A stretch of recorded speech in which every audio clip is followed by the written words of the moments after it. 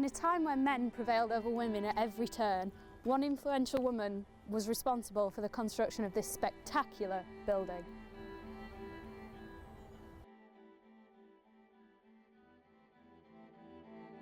We're here at Hardwick Hall to find out more about this extraordinary woman and to answer the question, who was Bess of Hardwick?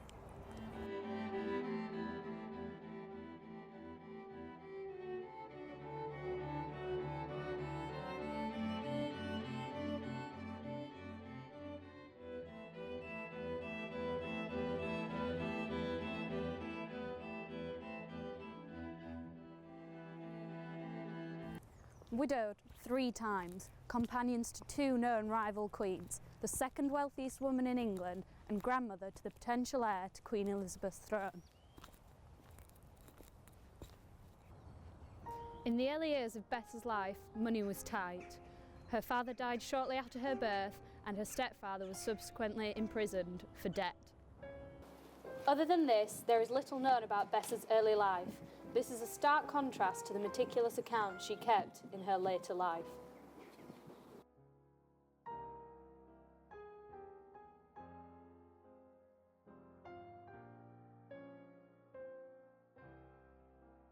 Bess of Hardwick had ambitions way above her station.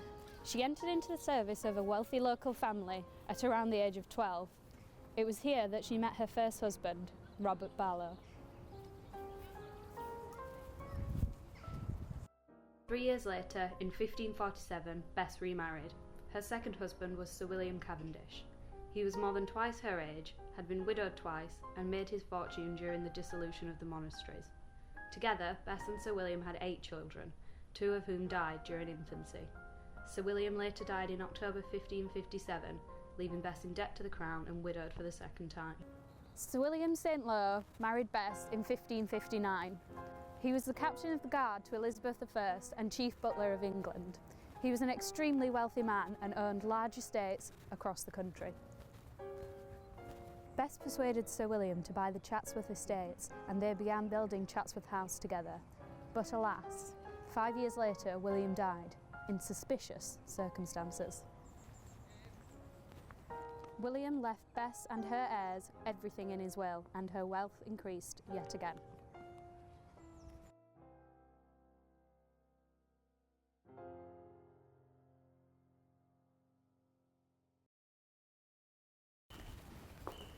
Fourth and final husband was George Talbot, Earl of Shrewsbury, whom she married in 1568, making Bess the Countess of Shrewsbury.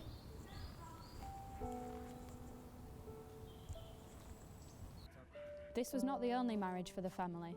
Bess's daughter Mary Cavendish married Talbot's eldest son Gilbert. Her eldest son Henry was betrothed to Lady Grace Talbot. Talbot died in 1590, leaving Bess as Dowager Countess of Shrewsbury.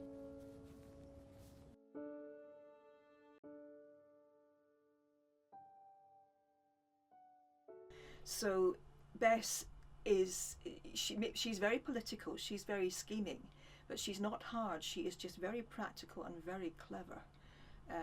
We don't know anything about her education, but she knows how to work the system.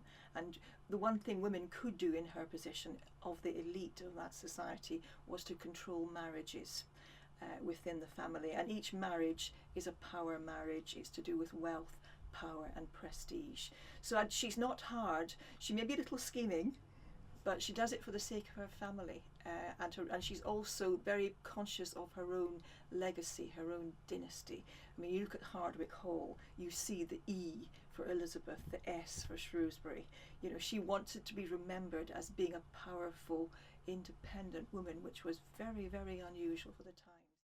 In February 1569, Bess and Shrewsbury were entrusted with the care of Mary, Queen of Scots. Mary had escaped captivity in Scotland and fled to England, begging for the protection of her cousin, Queen Elizabeth. Elizabeth gave Bess and Talbot little instruction, other than to put Mary under house arrest.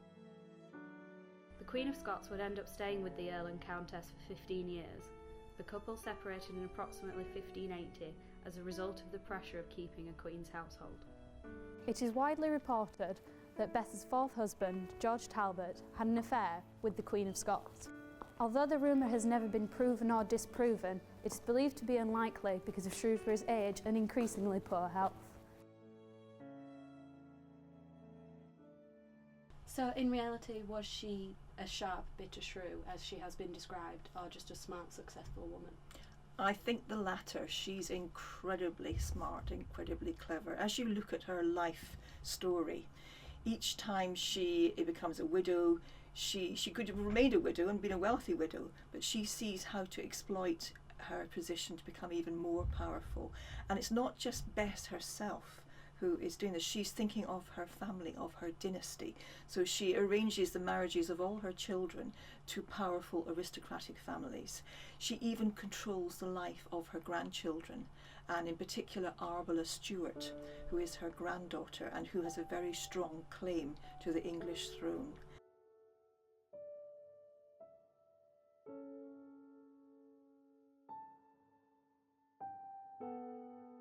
In 1584, Bess began making improvements to the dilapidated home she grew up in Derbyshire.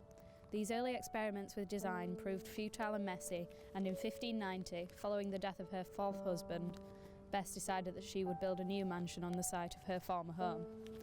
This house had to be the best of the best, a house befitting Bess's grand status and impressive wealth. This house was Hardwick Hall.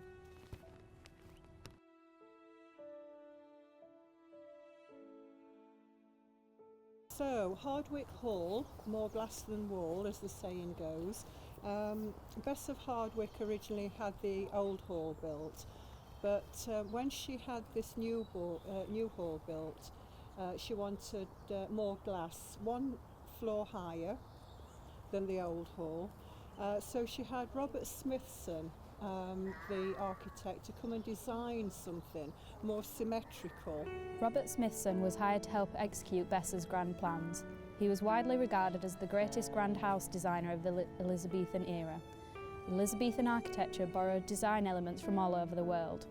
Although Hardwick Hall may look like a traditional English country house or castle from the outside, the interior design is similar to that of an Italian villa, and the furnishings had French and Flemish influences.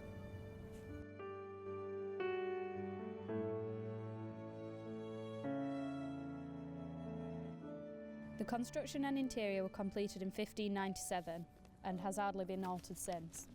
Modern architects, like the ones we know today, did not exist in the 16th century, and so builders and Freemasons did most of the design work.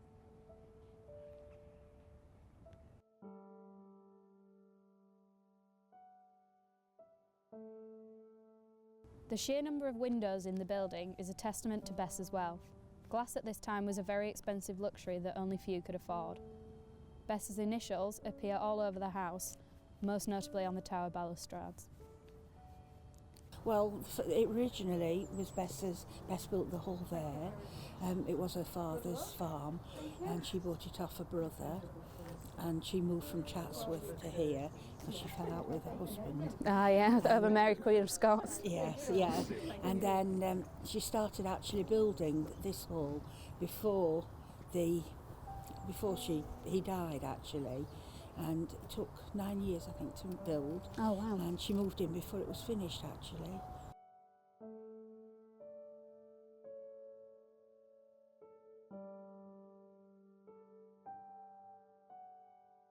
Bess did eventually get a descendant of hers on the throne. Queen Elizabeth II is descended from Bess via the Dukes of Portland and her grandmother, Cecilia Cavendish Bentinck.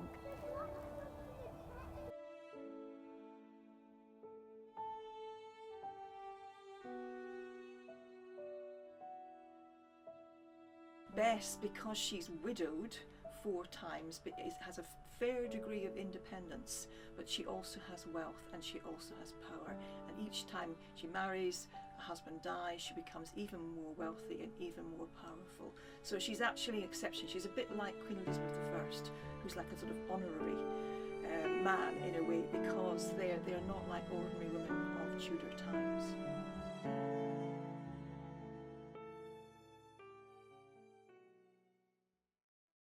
Bess of Hardwick went from rags to riches, marrying 4 husbands, each richer than the last. She is a woman who will go down in history, and her legacy lives on today at Hardwick Hall.